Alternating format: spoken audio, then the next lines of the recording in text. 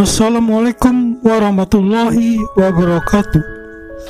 Jiwa berasal dari bahasa Sanskerta yang artinya benih kehidupan. Jiwa adalah bagian dari diri yang bukan jasmaniah atau imaterial. Menurut berbagai agama, jiwa dipercaya hidup terus setelah orang meninggal dunia. Jiwa juga diartikan sebagai seluruh kehidupan batin manusia yang terjadi dari perasaan, pikiran, dan angan-angan. Jiwa manusia berbeda dengan jiwa makhluk lain seperti binatang, pohon, dan sebagainya. Jiwa manusia bagaikan alam semesta atau alam semesta itu sendiri yang tersembunyi di dalam tubuh manusia dan terus bergerak dan berotasi. Jiwa hanyalah sebuah nyawa yang menyebabkan orang hidup yang dikendalikan oleh ruh. Islam menyebut jiwa adalah an-nafs atau dorongan yang membuat seseorang hidup. Dorongan yang mengendalikan an-nafs dalam agama Islam terdiri dari 3 tingkatan sesuai dengan kemampuan jiwa mengendalikan dirinya, yaitu nafs amarah adalah jiwa yang dalam mencapai tujuannya memakai cara-cara kekerasan. Nafs lawamah adalah jiwa yang mengontrol dirinya dalam mencapai tujuannya. Dan nafs mutmainah adalah jiwa yang tenang, jiwa yang tidak dipengaruhi oleh nalurinya dalam mencapai tujuan hidupnya. Jiwa mengendalikan diri manusia melalui perasaan, pikiran, dan angan-angannya.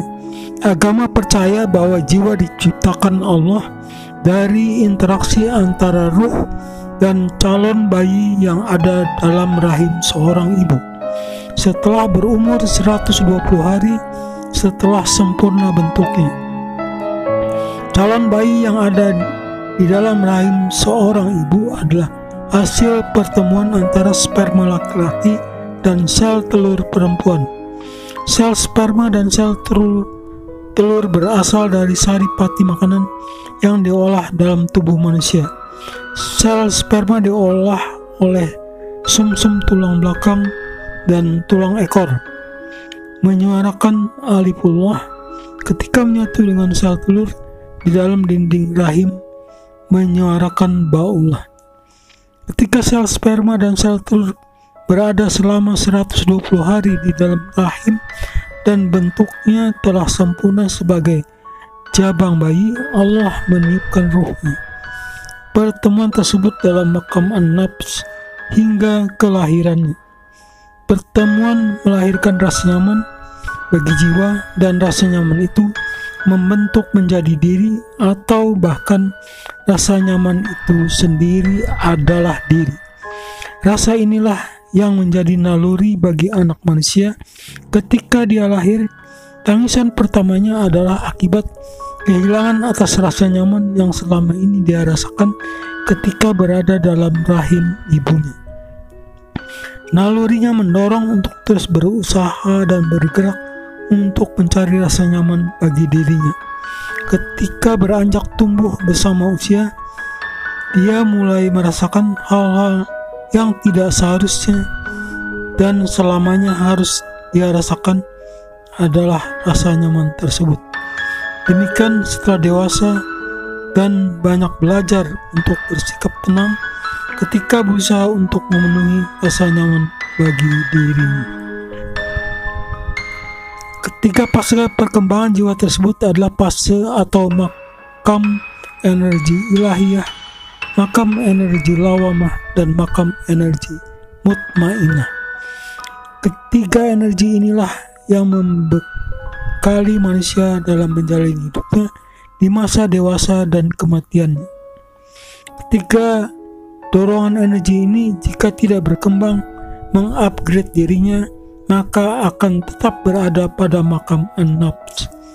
Mencapai jiwa mutmainah adalah seperti makam yang dicapai Nabi Adam alaihissalam. Nabi Adam ketika diturunkan ke bumi memerlukan waktu 1000 tahun untuk mencapai makam an-nafs mutmainah dan kembali kepada Tuhannya. Demikian pula nabi-nabi dan rasul lainnya seperti Nabi Nuh, Nabi Ibrahim, Nabi Musa, Nabi Daud, Nabi Sulaiman, dan Nabi Isa alaihissalam mencapai masing-masing makamnya setelah berada di dunia ini.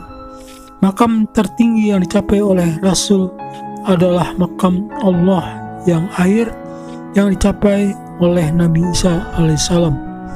Di akhir zaman, Nabi Isa alaihissalam akan diturunkan Allah kembali ke dunia untuk meluruskan ajaran yang telah disampaikannya kepada umat Kristiani. Jika Allah telah menyampaikan ilmu syariah melalui Nabi dan Rasulnya, maka di akhir zaman Allah akan menurunkan Imam Mahdi untuk menyempurnakan jiwa manusia, yaitu melalui makam-makamnya. Manusia yang tidak dapat mengupgrade jiwanya hingga mencapai makam Allah yang akhir di alam barzah dan padang mahsyar akan menemukan kembali hidupnya yang tidak dilaluinya di dunia, sehingga mengenal dirinya yang sesungguhnya dengan mengenal Allah yang awal dan yang akhir, Allah yang zahir dan yang batin, sebagaimana disampaikan Allah dalam Al-Quran. Jika belum juga dapat mengenal Allah, maka neraka menjadi tempatnya mendaur ulang dirinya. Demikian, semoga bermanfaat. Silakan subscribe jika menyukainya. Terima kasih dan salam.